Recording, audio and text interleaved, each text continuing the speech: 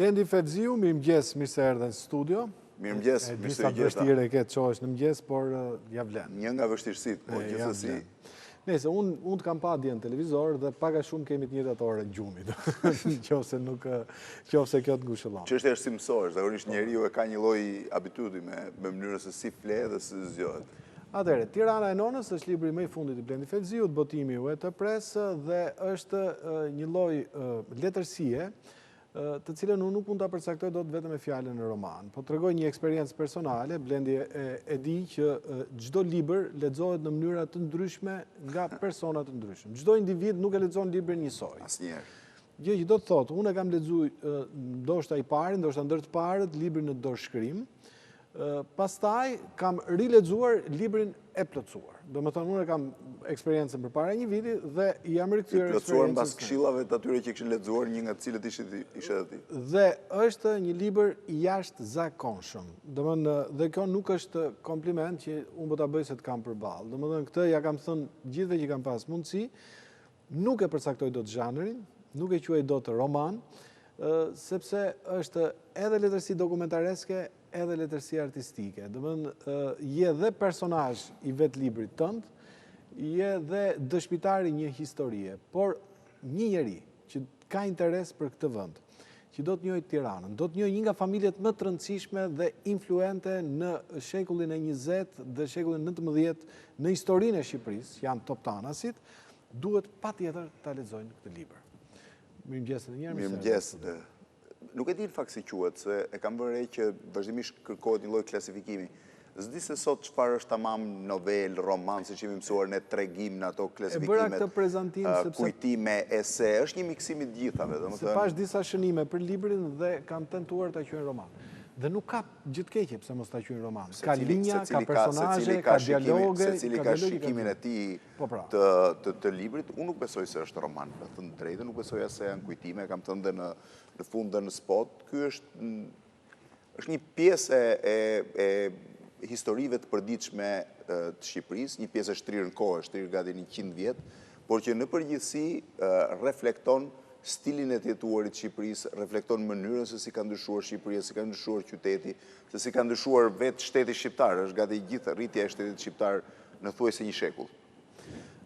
Dhe ta tregosh rritjen e shtetit shqiptar me sytë e 3 grave, të cilat nuk ishin as protagoniste, nuk ishin luajtur në një rol të drejt për drejt, pra ishin periferike në raport me protagonizmin, por që gjithsesi ishin dëshmitare shumë interesante, dhe nga njerë ta shohësh me sytë e një dëshmitari të zakonshëm, historia duhet shumë ndryshe se ta shohësh me sytë e protagonistit. Dhe pa dyshim, sepse këndvështrimet janë deri diku anësore. Domethënë kemi këndvështrime për shembull si e kanë përjetuar ato gratë e jetës tënde. Moment mas momenti regjimet e ndryshme, ndryshimet politike. Është politike. Nona që i ngjan një personazhit realizmit magjik, një grua e cila praninë e saj e ka në një dhomë të madhe ndënje ose në udhëtimet e saj. Pothuajse nuk kishte lëvizur kurrë në kuptimin që nga momenti, që nga mosha 25 vjeçe deri në fund të jetës. Dhe një grua e cila në një moment caktuar dizidencën e vet nuk e shpreh me filozofi, po e shpreh me një ndënjse, të cilën e kishte o në dhomën e ndënjes, o në verandë. Dhe në bazë të kësaj ndënjse, ajo ishte komandonte anijen. Dhe me një disidencë fakt për cilën s'kam folur kurrë, po besoj ju e kuptoni më mirë se tjerët, që ishe një disidencë e përgjithshme atyre lagjeve që kishin një kontestim ndaj komunizmit, pa e shprehur kurrë, pa thënë asgjë, që ishte një kontestim estetik, që do thotë në grin uniforme të socrealizmit dhe të komunizmit në përgjithësi, pra të shoqërisë socialiste, të gjitha këto gra dhe plaka, të cilat nuk mund të thoshin asgjë kundër komunizmit, as nuk i shkonte në mend të guxonin ta thoshin, kontestonin përmes luleve. Oborret e luleve krijonin një realitet aq të bukur në Tiranën në asaj kohe, sidomos në këto lagje, aq interesant, sa dukeshin si mini parajsa të vogla që kontestonin me realitetin përtej tyre, domethënë.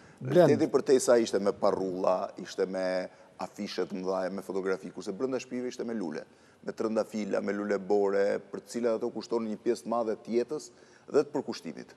Dhe ti përshkruan një moment kur Nona ka një vajzë e cila gjendet në Amerikë. Po. Peripecit e jetës, linjat, personazhet, se si ata largohen, hynë, dalin, janë të jashtëzakonshme. Dhe ajo ka në Amerikë dhe ajo duhet t'ju dërgojë ju edhe para dhe ushqime, por mbi gjitha veshje. Ti si një fëmijë me zori pret dhe ke një përshkrim të një kostumi western. Kishte paka shumë pamjen e prakut vitit ri, do më thënë, sa herë vindin me dhuratë. Dhe atë kostumin western ty të ka mbetur në mendje, ajo gjë, por ndërkohë ajo është tjetër stres, nuk është si ty. Ajo nuk e një skamjen. Nona flas gjithmonë. Nona porosit vetëm zhardhok lulesh. Është vetëm dhuratë që pranon. Nona nuk pranon gjëra të rëndomta. Nuk kishte interes ajo, nuk kishte interes të veshjet, nuk kishte interes të modat dhe gjërat më interesante sepse që kishte konsumuar në të rritë vetë. Besoj që kishte konsumuar në të rritë vetë. Nuk kishte asnjë kuriozitet madh për ushqimin. Vjen një moshë njeriu nuk ka më hamjen e njerëzve të rritur në uri. Aq më tepër që është rritur. Ditës diel ti përshkruan si bankete të papërsëritshme dhe sot e kësaj dite. Po, sepse ajo derdh aty dhe ta shpjegoj. Domethënë, ajo kishte një indiferencë ndaj materiales në përgjithësi në jetën e saj. Nuk i thoshte më gjë. Duhet kesh parasysh që ka një diferencë mes atyre të rritur në një familje shumë të pasur, ku kishte pasur gjithçka, dhe mbrapa e kupton që i ka humbur, po ke qenë ngopur që në fillime, dhe fakti tonë që ne kishim lindur në një varfëri absolute, domethënë në një bark boshllëk të përgjithshëm, jo konkret, që ne gjërat materiale në bërnin një lloj përshtypje. Ajo ishte indiferente, dhe porosiste vetëm lule. Porosiste domethënë në Amerikë vetëm fara lulesh, zhardhok lulesh që vinin dhe ato ishin një farë mënyrë lumturie e saj. Dhe ato i mbante në të njëjtin vend ku mbante servisin e argjendit, jo në një depo normale, pra në një dollap ku mbante servisin e argjendit që e kishte për nostalgji, për arsye se trashëgonte nga e jema. Pra ishte krejtësisht një botë dhe një stil tjetër i funksionimit të gjërave. Ndërkohë që ditëve diela ajo kishte ndërtuar një rit që kanë përshtypjen e kishte shumë të vjetër, por unë mbaj mend vetëm fundin e saj, që ftonte familjen e saj, motrën, vëllezërit për drek. Dhe ishte një ritual që ajo nuk e harronte kurrë. Dhe çudia është që në thatësirën e madhe të fillim viteve 80, që ju besoj e kujtoni, një thatësirë të tmerrshme ushqimi, ajo arrinte të gatuonte një drek që në gjykimin e një fëmijë atëherë, duke i prallore, duke sikur të ishte një banket. Edhe pse ishte, si thua, gjithë kujdesi i javës për të kursyer ushqimet që ato të shfaqeshin në tavolinën e dielës nga një ranë, dhe nga ana tjetër kam përshtypjen ishte dashuria me të cilën gatueshin. Unë e kam thënë aty, e kam thënë që më ka ndodhur një herë, nuk kam për të harruar, isha me kryeministrin në Egjipt dhe komuniteti shqiptar na organizoi një udhtim në një anije në Nil, dhe ishte darkë në fakt në anije, dhe mua më qelloi që të isha në tavolinë me një kuzhinier shumë të famshëm egjiptian, në fakt me origjinë shqiptare, që vinte nga Korça, por dhe babai i tij kishte lindur në Egjipt, jo vetëm ai vet. Pra, ishte 2 breza në Egjipt, por i kishte vënë kafe Trëndafilit, ai gjë tillë, i kishte vënë restorantit emrin e kafenes që kishte pasur gjyshi i tij në Korçë. Dhe kur unë po i shpjegoja çështjen e gatimit tipik shqiptar, apo po diskutonin për byrekun në fakt. Dhe i thash, byreku që bën të shtërgjyshja imi ishte byreku më i mirë në botë, ti nuk e ke ide, nuk mund ta gjesh. Dhe ai më tha me të qeshur, pra unë po mbroja versionin që byreku shqiptar është më i mirë se byreku që bëhet në pjesë të tjera të botës orientale, dhe ai më tha, shiko, tha, nuk ka të bëj fare me këtë, tha, ka qenë byrek i gatuar me dashurinë e dikujt që ti se gjen më në jetë. Kështu që ka gatim, po, ka gatime të sofistikuara, tha, shumë më të mira, shumë më interesante, po ti nuk e për të gjetur kur dashurinë me cilin gatuaj kjo gjë. Pra, ai më tha një gjë që në fakt ne nuk e mendojmë shpesh, që gatimi është dhe dashuri. Nuk është vetëm ajo pjata e bukur e zbukuruar. Ne e përkasim pak a shumë të njëjtit brez, por gjatë kohës që unë lexoja librin,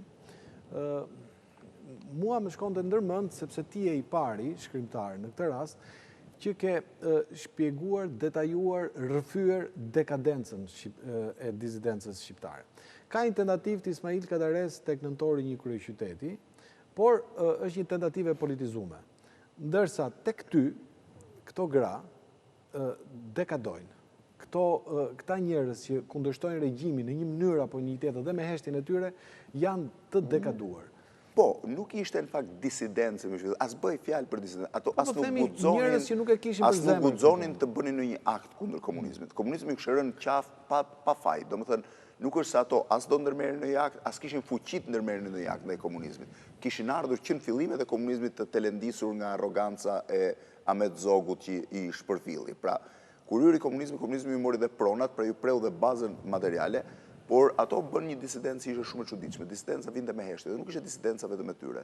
Unë kam përshkruar dhe gjithë lagjen rreth e rrotull, ku një numër pafund qytetarësh të fare të zakonshëm, pa protagonizëm, që nuk njiheshin nga të tjerë, brenda lagjes tyre ndërtonin një disidencë në heshtje ndaj komunizmit. Ti ke një personazh në libër, po, i cili është daje jot, i cili është te jeti informuar për çdo gjë që ndodh në perëndim. Sepse ata e kanë persekutuar, por ai u bë bojaxhiu më i mirë i qytetit. Po, ai zanataliu më i mirë i qytetit. Ai kishte mbaruar, ishte vllai i shtërgjyshës time. Po pra, i them Daja, po. Daja. Ai kishte ky personazh i cili dinte çdo gjë për botën anglosaksone, për konfliktet e mëdha botërore etj. Ishte çuditshme se sot nuk e gjen më këtë protagonist. Domethënë ai kishte mbaruar shkollën në Zvicër. Po. I kishte ikur në moshën 5 vjeçare dhe ishte kthyer në moshën 22-23 vjeçare me një të fejuar në Zvicër, erdhi të shiste pronat në vitin 43 që tikte prapë në Zvicër. Familjarët e tu ishin gjithë xhambaz në një farë mënyrë, vinin shistin pronat, po vazhdonin udhimet, aventurat, ndërkohë ishte pamundur që të kthej më sepse Italia kapitulloi, u mbyll rruga e Italisë, pra nuk mund të shkojë në Zvicër nga asnjë rrugë tjetër.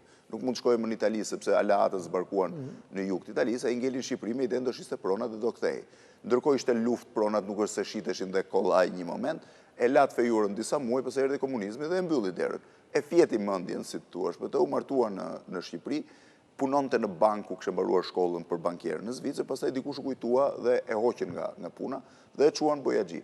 Jo vetëm që nuk u shqetësua, po me një përkushtim të çuditshëm u kthyen një nga bojaxhit më të mirë në qytet, sepse jo vetëm lyente, po dhe bënte vizatime, kishte një lloj talenti në mure, pra vizatonte kometa, këto gjëra që në një pjesë të shtëpive të Tiranës jepnin një model pak ndryshe dhe e ftonin gjithandej. Ndërkohë, në gjithë kohën e tij të lirë, dhe kjo është gjë më e çuditshme, shkonte në bibliotekë, kishte gjetur një bibliotekë lagje, jo bibliotekën kombëtare, ku befas duhet kishte qenë në një bibliotekë e në njeriu shumë të njohur e konfiskuar me libra në gjuhë huaj që ndodhej aty, me gati 2000 libra, dhe ai për gjithë jetën e tij lexonte libra në frëngjisht dhe në italisht që i gjente në këtë bibliotekë. Dhe unë them që brigada e bojaxhive ku punonte ky ishte pak si National Geographic. Kur uleshin pushim nuk flisnin për hallet e tyre, po flisnin për vendet ndryshme të botës. Dhe nga kjo anë duken personazhe atipik në raport me tipizimin që krijonte komunizmi. Po janë të magjishëm, kur përmendat dhe duhet të kemi parasysh një gjë, se ne ngatrojmë një gjë shpeshherë ne që kemi jetuar komunizmin, që ndoshta ata që kanë ardhur mbrapa prap nuk e kuptojnë tek ne. Personazhet që kishin lindur dhe ishin rritur deri në moshën 30 vjeçare pa komunizmin, ishin vetvete tipa që kishin një lloj rebelizmi, e njihnin lirinë si koncept, e dinin çfarë ishte liria, edhe kur u nënshtruan, ata brenda vetes e kishin. Ata që lindën në një sistem diktatorial dhe u rritën në dhe që ishe brezi ynë, nuk e konceptonte liri, nuk e dinte që ishte liria. Po patjetër, për shumë vështirë, po nuk e dinte që ishte liria, kurse ata e dinin lirin. Pra, brenda vetes ata e thoshin, ishin njerëz që kishin parë, kishin lëvizur. Edhe ata që nuk kishin lëvizur, prap kishin një koncept mbi gjëra se si funksiononin perëndim. Kështu që një personazh shumë interesant. Por kur të fola për dekadencën, pikërisht një personazh i tillë i cili lajmëron her pas here. Do më ndodhi kjo gjë me Amerikën, ndodhi kjo gjë. Jo, kishin biseda të çuditshme. Ai duket sikur thotë, domethënë që po na vjen rradha, domethënë do hikin këta. Ai kishin një bindje të zakonshme. Ajo ishte një bindje që krijohet, unë kam përshtypjen ajo shpresa. Domethënë shpresa është gjithmonë diçka mbas cilës ti kapesh. Nuk di shpresa deri në fund. Jo, asnjë moment të vetëm për 46 vjet rresht. Por kur them asnjë moment vetëm, asnjë moment vetëm. Për mbysjen. Po e pa të gjithën. Domethënë nuk e humbën kurrë. Ajo që më bën përshtypje që nuk është mungesa e shpresës, se njeriu gjithmonë shpreson dhe në ditët më të zeza kapet më shpresës. Problemi kryesor ishte që në momentin kur erdhi ajo që ata kishin shpresuar gjithë jetën, nuk treguan asnjë lloj triumfalizmi. Asnjë moment vetëm, ndoshta ishin shumë të moshuar. Ndoshta i kishin humbur gjithçka, por njeriu ka një emocion. Ti personalisht po, ata jo. Jo, ata jo. Ka një emocion njeriu në moment që thotë ja, më doli e drejtë kjo që kisha ndëruar gjithë jetën. Jo, nuk treguan asnjë lloj triumfalizmi, u munduan të shijojnë ato pak ditë që u mbetën në liri, me të njëjtin intensitet që kishin shijuar lirinë në vitet para se sa ajo të ndodhte. Pra ju duk sikur pjesa e komunizmit ishte qenë një ëndër e keqe brenda jetës tyre, edhe pse ju kishte marrë treçerekun e jetës në fakt. Ky është një libër i jashtëzakonshëm për personazhet e jashtëzakonshme, por dhe për autorin, sepse dhe për qytetin në një farë mënyrë. Unë mendoj, për qytetin patjetër, për Shqipërinë përgjithësi, unë mendoj që ti këtë libër nuk do ta kishe shkruar dot përpara 10 vjetëve. Ty të dashur të arrish një përmas tënde personale lirie, të largohesh nga personazhet e tua, në mënyrë që mos t'jesh i kompleksuar për ta për të thënë të vërteta. Kam 20-25 vjet që dua ta shkruaj këtë libër, dhe kam ngecur sa herë hapja kompjuterin. Sepse historia është e raportit që ti ke me personazhet. Tani ti je i lirë prej tyre dhe mund t'i përshkruash. Fjala vjen, ti nuk idealizon askënd në libër. Jo, përkundër, ka personazhet cilët unë i kam ballafaquar rrefimet e tyre me dokumentat historike dhe del që ata kishin gabim atë që thoshin. Ose ka mundësi, ka momente ku i thua ishte i leshtë për një nga patjetër, para arsin tënd kryesor. Për të në rrefimet familjare ai ishte një mit, se thoshin ky bëri këtë, bëri këtë, ndërkohë që kur lexova shënimet e shërbimit britanik, ato ishin diçka më ndryshe, kupton? E tregonin influent, e tregonin të pasur, por nuk e tregonin zgjuar. Dhe top tanasit, ti tregonin gjë fantastike, që top tanasit për të ardhur në Tiranë kanë luftu. Nuk qaste njërin në Tiranë. E kanë pushtuar me një pushtim me gjysmë krah marrje për arsye se bën një fejes në Tiranë, por pastaj luftuan në Tiranë, luftuan, vranë, se ata vinin prej kruje dhe pastaj bën historinë e këtij qyteti, historinë politike. Rreth 140 vjet. Në 140 vjet aktiv shumë në politikë, në ushtri, në marrëdhënie me të huaj. Dominimin e qytetit, në gjithë dominimin e qytetit. Dhe qenë të parët, ndoshta nga 3-4 familjet e mëdha, që filluan të shkollojnë fëmijët e tyre jo në Stamboll, pranë lindje, po drejt perëndimit, në Vjenë, në Paris dhe në Rom. Kjo ishte diçka shumë e rrallë për atë kohë, një familje orientale tipike brenda Perëndërisë Osmane, që i çonte fëmijët për të shkolluar në perëndim. Nuk ishte kaq e thjeshtë kjo. Nuk ishte kaq e thjeshtë. Sepse një person që vinte nga Perëndëria Osmane kontrastonte në Parisin e vitit 1850 për shembull. Ndërkohë që ka drama të forta, ka divorce, është grua që largohet me një oficer turk, që është Nona. Pjesë fare normale e jetës që në Shqipëri nuk përmendesh dhe dukeshin të rralla. Aty është një dramë shumë e madhe që përjetojnë pasarësit, që janë tek e fundit gratë që ti i dashuron, të paktën ime shoqe thotë gjeta më në fund se këtë donte Fevziu. Fevziu do nonën. Dhe ka drejt në këtë rast, domethënë ka jashtëzakonisht drejt. Por këto drama të mëdha përshkruen në një vazhdimsi të jetës që janë... Po sepse jeta lëviz, në fundit, kur e sheh nga një këndvështrim pak më distancë, që quhet dy distanca kohore, shpesher kisha ankth, thosha si mund shkatërrohet një jetë njeriu për hir të rrethanave. Të rrethanave familjare, ndonjëherë të rrethanave historike, të rrethanave politike, që ti se bën dot sa jetë kur përshkruaj lagjen time, sa jetë ishin marrë për dekada tëra peng nga regjimi ose peng nga zhvillimet e brendshme familjare. Kur i shef sot duket kollaje, kupton ti me një të shkruar përshkruan 4 dekada jetë. Po ata që i kanë jetuar i kanë shumë vështira. Ke një përshkrim të Kristofrashit, që jeton në fundin e rrugicës, që është jashtëzakonshëm në pikpamjen letrare. Dhe si dëshmi historike, domethënë, por është në të vërtetë i jashtëzakonshëm. Domethënë, ato faje. Gjë që tregon që Tirana rezistoi sepse ishin këta njerëz. Kristofrashi ishte shumë e çuditshme. Keli, ai banonte në një shtëpi ngjitur me rrugicën time. Ishte një shtëpi që kishte dhomën e ndenjës të harkuar, pra pak me të dalë, trapezoide, që dukej shumë interesante, dukej ndryshe nga tjerat, ishte e vogël, si një shtëpi kukullash, them sot, dhe ai mbante gjithmonë dritaren hapur, vendoste makinën e shkrimit dhe aty shkruante. Ai çak-çaku i makinës së shkrimit në nedhet e verës ishte një nga gjërat më tunduese për fëmijët, cilët shkonin poshtë shtëpisë nga përtej oborrit, për të dëgjuar atë dhe për të parë sepse ai ishte i vetmi ndoshta në lagje që dukej që kishte një abazhur tek tavolina. Sot duket një gjë e zakonshme, por atko ishte vetëm llampa që vinte nga tavani. Dhe fëmijët shumë befasoheshme, dhe kur e kam takuar në 2004, unë nuk mendoja që ai më njifte, po ai dinte ku banoja unë, pra dinte familjen, jo mua personalisht. Dhe e pata pyetur që i thash, shikon, ne na mrekullonte kjo historia që të shihnim aty. Dhe i thash vetëm një gjë nuk kam kuptuar kur pse hyje dhe dilin lagje thuajse pa i folur askujt. Me kokën ulur hynte dilte dhe më tha sepse vendosa për të mbijetuar t'i vija një dry gojës time dhe kjo më mbjetoi që nuk përfundova në burg. Pra në një farë mënyrë ishin fate njerëzore shumë të çuditshme, ndërkohë që përballë tij jetonte një kitarist i estradës së shtetit, i cili nga mëngjesi në darkë me gjithë personazhet e estradës, nga Skënder Sallaku tek Vasillaç Vangeli vetëm tregonin barceleta kundër komunizmit, dhe asnjëherë nuk ju bënin gjë. Nuk arria ta kuptoja se si komunizmi kishte një tolerancë ndaj këtyre personazheve dhe një intolerancë absolute ndaj këtyre personazheve tjera. Ndoshta këta nuk i merrte seriozisht. I konsideronte që janë këta që ishin njerëz të mendimit, ishte gati të persekutonte edhe për mendimet që si kishin thënë. Ndërkohë kishte të tjerë që nga mëngjesin darkë talleshin me, dhe nganjëherë dukej si e pabesueshme se si ata pra krijoheshin kontraste të çuditshme në një lagje ku në fund sa ishte pazari biçikletave, sot duket shaka, po ishte një nga eventet më të rëndësishme të dielës. Pazari pëllumbave, po ashtu, domethënë, ishte një jetë aq monotone sa gjithë kulmi sa ishte të shkojë dielën të shifje pëllumbat që shiteshin e blieshin në një pazar, apo biçikletat që shiteshin e blieshin. Atë, keni një galeri të tërë personazhesh, keni njerëz marrok, të cilët janë të pakuptueshëm, keni një kont, i cili lë një trashëgimtare që Fevziu e njeh shumë vonë.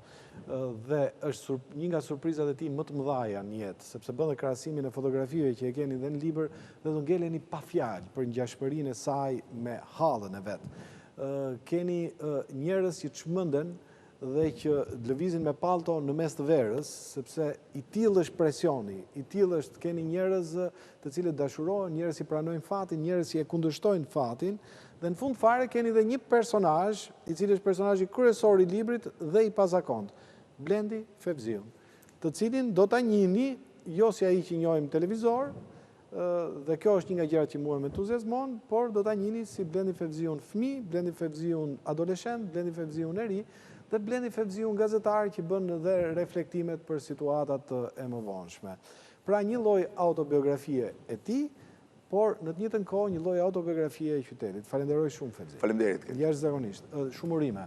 Faleminderit. Mendoj që kjo është gjëja më e mirë që ke shkruar deri më sot. Unë personalisht jam i bindur për këtë, por gjithsesi takon dikujt tjetër që e shef nga jashtë. Unë nuk e di nëse do ketë fatin e Enver Hoxhës apo Tamet Zogut, veçanërisht e Enver Hoxhës, pra në shitje të tirazheve të mëdha, do jetë patjetër me shitur i panajirit, kjo është e padiskutueshme, por nuk e kam menduar shumë dhe por ky është libri më i mirë që ke bërë.